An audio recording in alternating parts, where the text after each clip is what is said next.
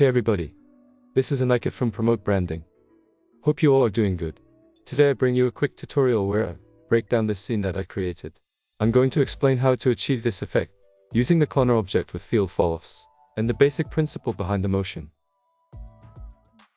This is the scene that I created.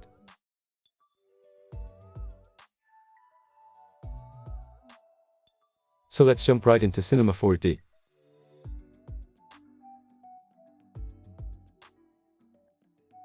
So let's start by creating a new project.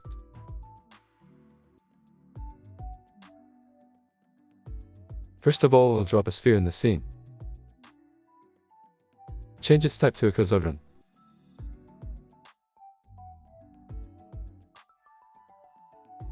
And double the segments for smoothing out the mesh a little. Drop in a cloner object and make our sphere a child of it by dragging it inside the cloner object. As you can see, it created a great array of clone spheres. Now I'm going to tweak some settings. You can follow up or make changes as per your choice.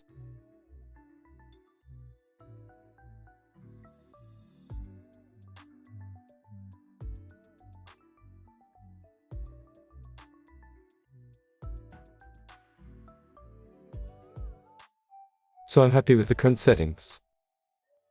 I'm going to change the instance mode from instance to multi-instance. It helps in smoother workflow.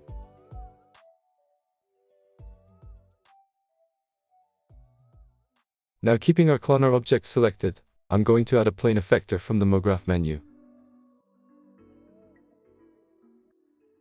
As you can see, the plane effector is affecting all our clones, and it has displaced them in positive y-axis direction. We don't want this to happen for the MOGraph effect that we want to achieve. So I'll go to the Falloffs section of our plane effector and add a spherical field.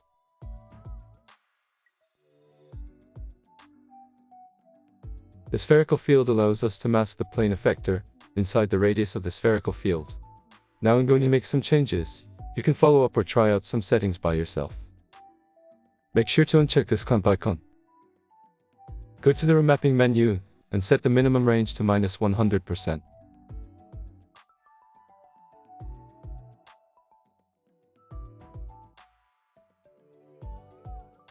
Click the drop-down arrow next to the contour option and set the contour mode to curve. Scroll down and right-click on the spline curve map. Go to Spline Presets and select Sine. This will make your spline look like a sine wave. Now set the spline animation speed to your desired number of frames. Play the animation.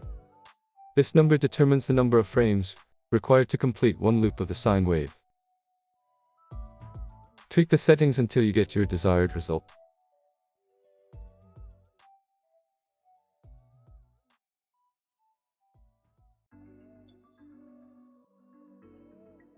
You got your looping animation without any keyframes whatsoever.